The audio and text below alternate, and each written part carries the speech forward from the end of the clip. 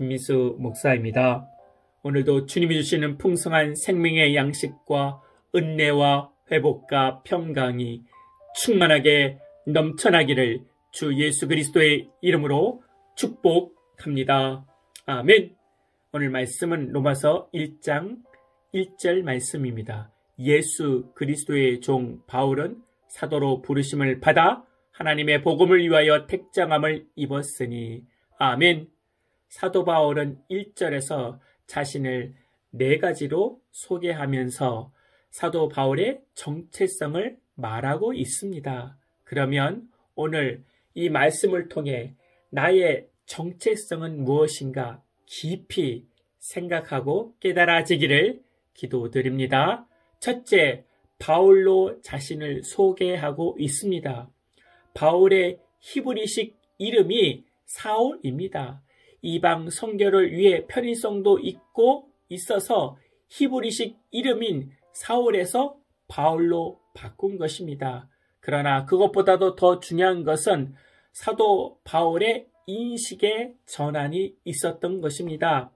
바울은 베냐민 소속 지파입니다. 베냐민 지파에서 유명한 사람은 사울 왕입니다. 그래서 부모가 바울의 이름을 사울로 지은 것입니다.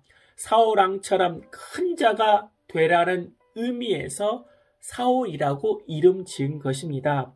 우리 지파의 명예를 높이고 사울왕 같은 자가 되어라. 그것이 부모의 마음, 부모의 기대입니다. 그래서 사울이라고 이름 지은 것입니다. 그래서 사울이라는 이름의 뜻은 큰 자입니다.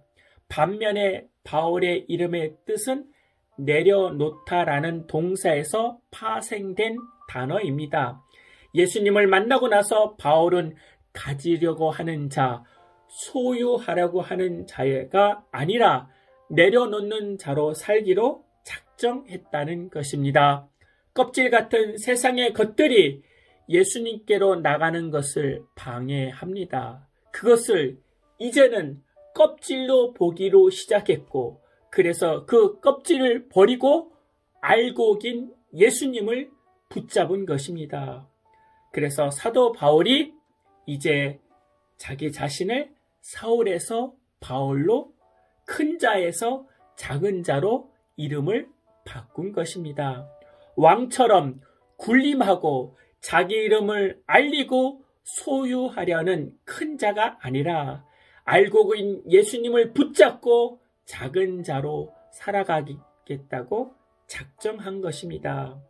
사도 바울은 자신을 작은 자라고 했지만 하나님이 그를 높여주셨습니다. 그를 축복해 주셨습니다.